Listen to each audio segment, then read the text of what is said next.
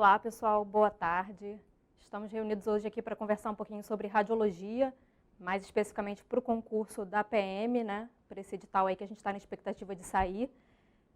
Radiologia, eu sempre falo que é uma especialidade que costuma cair, independente da sua especialidade que esteja assistindo a nossa aula agora, porque é uma especialidade que é importante para todas as outras. Então, é quase que certo, esperado, que a gente vai ter algumas questões de radiologia na parte de conhecimentos gerais. Para quem não me conhece, meu nome é Raquel, eu sou tenente da FAB, passei no CADAR 2013, e um diferencial que a gente tem aqui no MCA é que todo mundo que está desse lado de cá também já esteve do lado de vocês, né? Então, a gente sabe como é estressante a rotina de quem está estudando para um concurso, sabe que alguns tropeços são previstos aí ao longo da trajetória.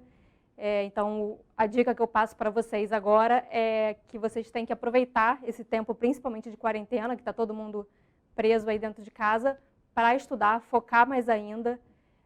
Eu passei depois de algumas tentativas, então eu tive que lidar também com frustração, com cansaço, tive que me reinventar, ver onde eu estava errando nos anos que eu não consegui passar.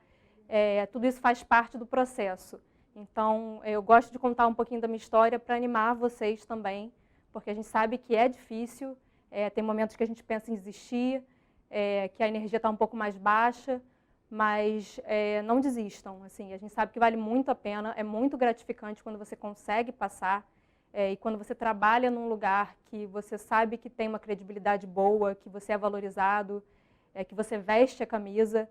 E, mais uma vez, nesses tempos de coronavírus, eu acho que está muito claro a importância que se tem de ter uma estabilidade também, né? A gente vê os colegas que trabalham só em consultório com bastante preocupação, né, no que está por vir em termos de economia.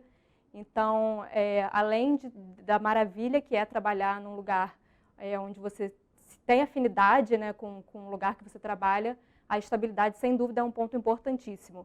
Então, foquem nisso.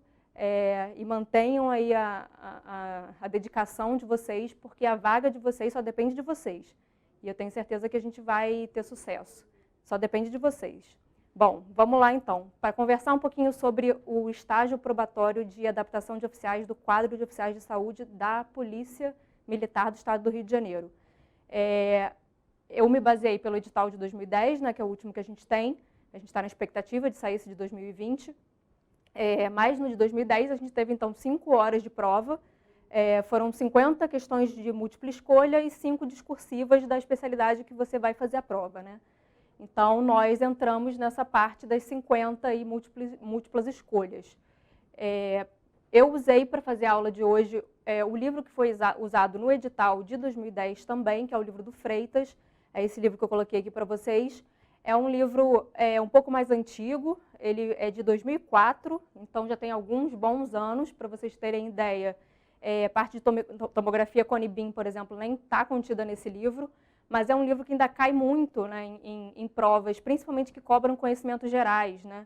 Porque é um livro de leitura fácil, assim, de leitura gostosa, e ele cobre bem essa parte inicial da radiologia, que é realmente o que costuma cair em provas que avaliam conhecimentos gerais de radiologia, né? Então, a aula está toda baseada no Freitas, e aí a gente vai dar sequência, então, começando pelo início realmente, né, pelos conceitos básicos da radiologia. Então, a gente vai falar agora, nessa primeira hora, de física das radiações, aparelhos radiográficos, fatores na produção da imagem e de filmes e processamento. Então, começando com física, que é a parte inicial realmente da radiologia, né? Antes da gente entrar em radiologia odontológica em si, a gente tem que falar sobre radiação, né? O que é radiação? Então, a gente entende como radiação a transmissão de energia através do espaço e da matéria. E a gente subdivide, né, os grupos de radiação em 2 grandes grupos, as radiações corpusculares e as radiações eletromagnéticas. A principal diferença entre elas é que nas radiações corpusculares a gente tem massa e carga elétrica. E aí, como exemplo, eu coloquei aqui para vocês radiações alfa, radiações beta, raios catódicos e as radiações eletromagnéticas. Então, também são a transmissão de energia através do espaço e da matéria, mas agora a gente não tem carga e nem massa. E aí, dentro desse espectro eletromagnético, a gente tem algumas radiações possíveis. Então, luz visível, ondas de rádio, raio-x, raio gama, micro-ondas, tudo isso são radiações eletromagnéticas. E qual é a diferença principal entre essas radiações? Então, eu coloquei para vocês aqui um espectro eletromagnético, né? Então, essa figura mostra alguns tipos de radiações eletromagnéticas e a principal diferença entre elas, que é o comprimento de onda que essas radiações têm. O que é mais importante vocês entenderem dessa parte inicial de física é que, em se tratando de espectro eletromagnético, a principal diferença está, então, nesse comprimento de onda. E aí a gente entende que quanto menor for o comprimento de onda, mais poder de penetração essa radiação tem e, consequentemente, maior poder de ionização também. Então, nessa extrema esquerda de vocês, com os menores comprimentos de onda, a gente tem os raios gama, seguido dos raios X e ultravioleta, que são as radiações capazes de promover ionização, porque são as radiações que têm menores comprimentos de onda. E na outra extremidade, então, a gente tem ondas de rádio, por exemplo, que tem um comprimento de onda muito maior, e aí, com isso, eles não conseguem promover ionização. Então, a gente não tem efeitos biológicos, por exemplo, num organismo que entre em contato com esse tipo de radiação. Então, mais uma figura do espectro eletromagnético para confirmar para vocês que quanto menor for o comprimento de onda, então, maior vai ser o poder de ionização dessa radiação e, consequentemente, maior o poder de ionização também. Aqui tem uma tabelinha do Freitas, então ele fala alguns comprimentos de onda, né, de alguns tipos de radiação dentro do espectro eletromagnético. Marquei para vocês só aqui os comprimentos de onda dos raios X, nunca vi questão caindo sobre isso, mas de qualquer jeito está aqui a título de curiosidade, então, que os raios X variam ali de 0,1 a 1 angstrom de comprimento de onda. Vamos falar um pouquinho então de aparelhos agora. A gente tem 4 componentes principais dos aparelhos, né? Sendo o cabeçote o principal deles, e a gente vai esmiuçar bastante ele, mas a gente tem, de um modo geral, uma base, um corpo, um braço articular e o cabeçote.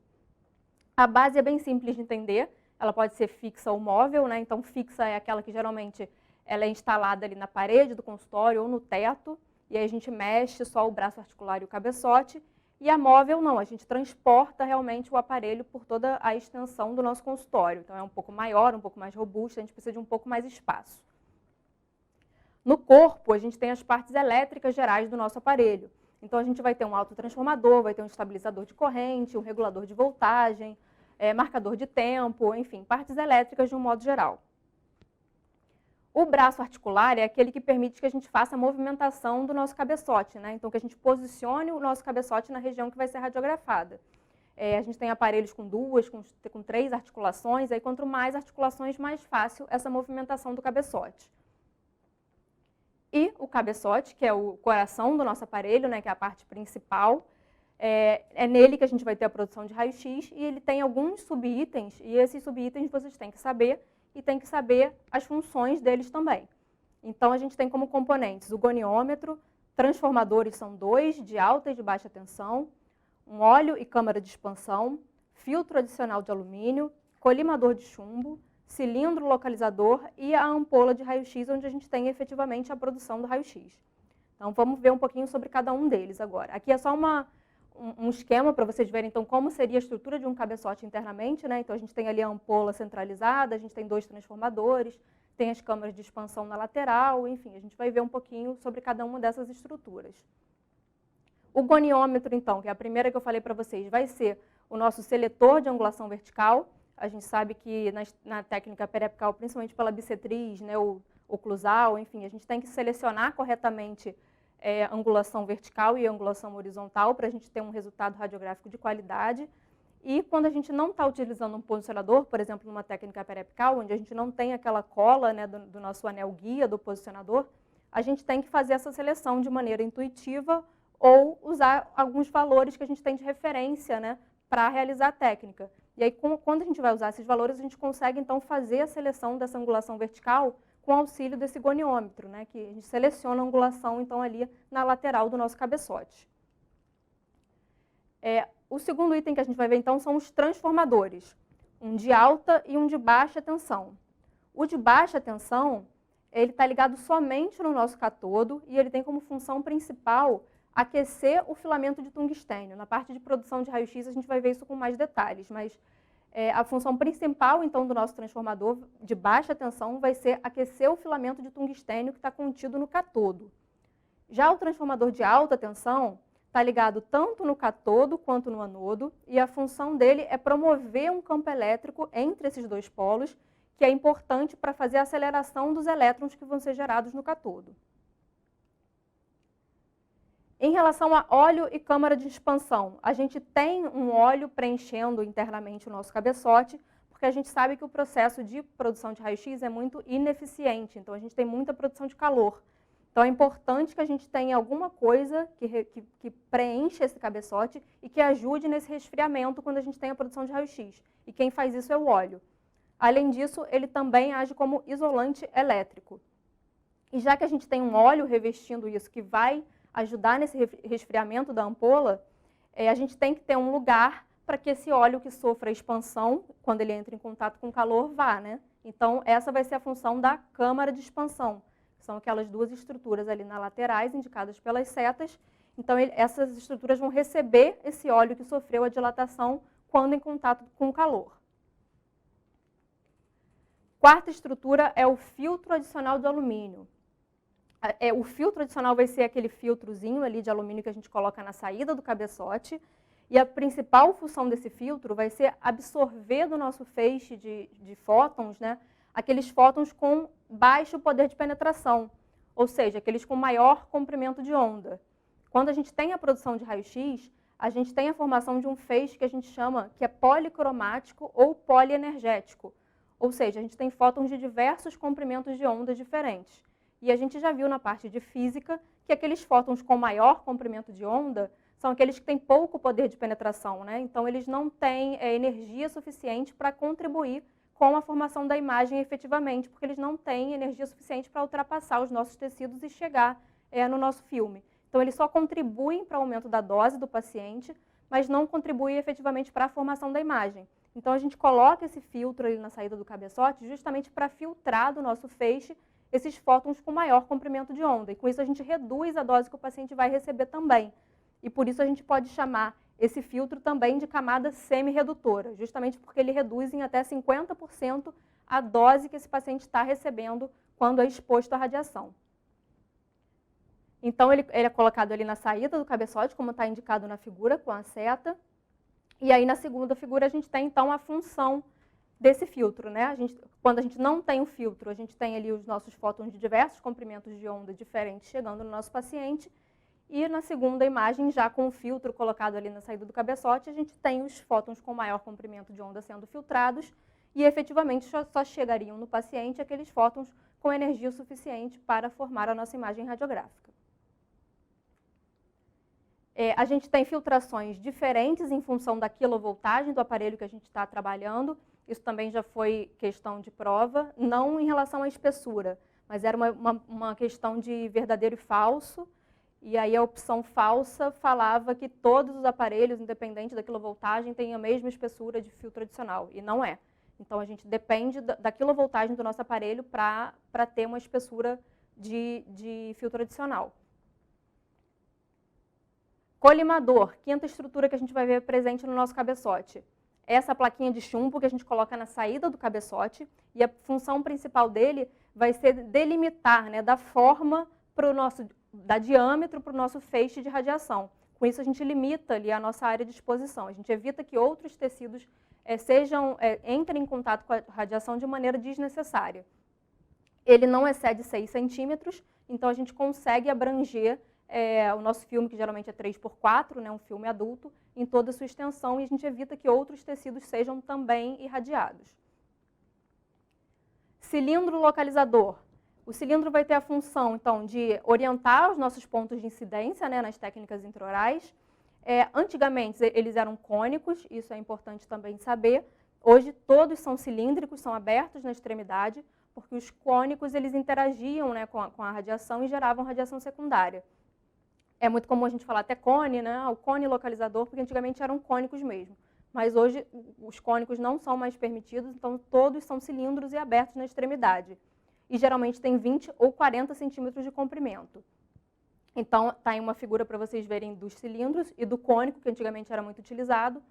Hoje, então, não temos mais nenhum localizador cônico, justamente porque a gente tinha interação, né, da radiação com esse material, gerando radiação secundária no paciente, como nessa figura está mostrado aí para vocês. A ampola de raio-x, então, é o nosso último item e o mais importante de todos. É nela que, efetivamente, a gente tem a produção de raio-x, né? Então, a gente tem aqui a ampola sendo composta por um catodo, um anodo, e essas duas estruturas estão envolvidas, então, por um envoltório e por uma janelinha. Aí, mais uma figura da ampola. E o catodo, então, vai ser a parte negativa da nossa ampola. Eu já falei para vocês que ele está ligado tanto ao transformador de baixa tensão quanto ao transformador de alta tensão. E a função principal do nosso catodo vai ser gerar, né, produzir a nuvem de elétrons que a gente vai ver daqui a pouquinho, que é fundamental para a geração de raio-x. O catodo vai ser composto de uma taça focalizadora de molibdênio e de um filamento de tungstênio. Então, está aí a imagem do nosso catodo. O anodo é a parte positiva da ampola. Ele está ligado somente ao transformador de alta tensão e é nele que a gente vai ter efetivamente a produção de raio-x. Ele vai servir de alvo, então, de anteparo para os nossos elétrons acelerados do catodo se chocarem. Ele é composto por uma haste de cobre biselada e por uma placa de tungstênio que está incrustada nessa haste de cobre. Então, está aí uma figura do nosso anodo. E em volta dessas duas estruturas, a gente tem um envoltório, né? Que vai ser, geralmente é feito de vidro plumbífero, e ele mantém o vácuo dentro da ampola, então é importante para evitar que aqueles elétrons se choquem também com o ar. E a gente tem uma espessura menor desse envoltório, que seria a nossa janela, né? Por onde passam os raios-x, então, depois que a gente tem a produção. Então, está aí uma figura da estrutura, né, da ampola. E eu falei para vocês que a gente tem vácuo, então, porque além de evitar que esses elétrons se choquem, então, com as moléculas de gás, isso evita também que a gente tenha oxidação do nosso filamento de tungstênio. Então, está aí o envoltório e a janela, aquela areazinha ali mais inferior da foto de menor espessura. Vamos falar, então, de produção de raio-x efetivamente. Já vimos alguns itens e agora a gente vai entender o processo realmente, como é que acontece. A gente precisa de 3 elementos fundamentais, então, para ter a produção de raio-x. A gente precisa de um gerador, ou seja, de uma fonte de elétrons. Precisamos também de um acelerador, de alguma coisa que acelere esses elétrons depois de gerados. E a gente precisa de um alvo, né, de um anteparo, para que esses elétrons acelerados se choquem e a gente tenha a produção de raio-x efetivamente. Então, o que acontece? Quando a gente liga o nosso aparelho, a nossa corrente vai passar pelo transformador de baixa tensão, vai chegar no nosso catodo e vai promover o aquecimento do nosso filamento de tungstênio, que eu falei para vocês que está presente no catodo. Esse processo de aquecimento do filamento a gente chama de efeito Joule. Tem um nome também, pode cair em prova, efeito Joule. Então, é o aquecimento do filamento de tungstênio. Quando esse filamento se aquece, a gente tem uma geração de uma nuvem de elétrons ao redor desse filamento. Isso também tem um nome, efeito Edson-Richardson. Então, geramos uma nuvem de elétrons em função do aquecimento do filamento. A geração dessa nuvem de elétrons chama-se efeito Edson-Richardson. Então, ligamos o aparelho, a corrente vai passar ali pelo nosso transformador, vai chegar no nosso catodo, vai promover o aquecimento e aí foi gerada uma nuvem de elétrons ali ao redor do nosso filamento. Essa é a primeira etapa. Posicionamos o nosso paciente, enfim, estamos prontos para fazer a exposição. A gente vai disparar o nosso aparelho. Quando a gente dispara, aquela corrente vai passar para o transformador de alta tensão e vai gerar uma diferença de potencial entre esses dois polos, o catodo e o anodo. Essa diferença de potencial vai ser responsável por acelerar aqueles elétrons da nuvem de elétrons que estavam ali paradinhos no nosso filamento de tungstênio. E esses elétrons vão ser acelerados em função dessa diferença de potencial do catodo em direção ao anodo. Essa aceleração também tem um nome, efeito Forrest, e aí coloquei até uma figurinha aí para vocês lembrarem. Lembrem-se de aceleração Forrest Gump. Ajuda às vezes a decorar, fazer essas analogias. Então, aceleração dos elétrons do catodo em direção ao anodo, efeito Forrest. Então, disparamos, nossa corrente passou para o transformador de alta tensão, gerou uma diferença de potencial entre cátodo e anodo, os elétrons que estavam ali na nossa nuvem de elétrons do filamento de tungstênio são acelerados em direção ao anodo e vão se chocar nesse alvo.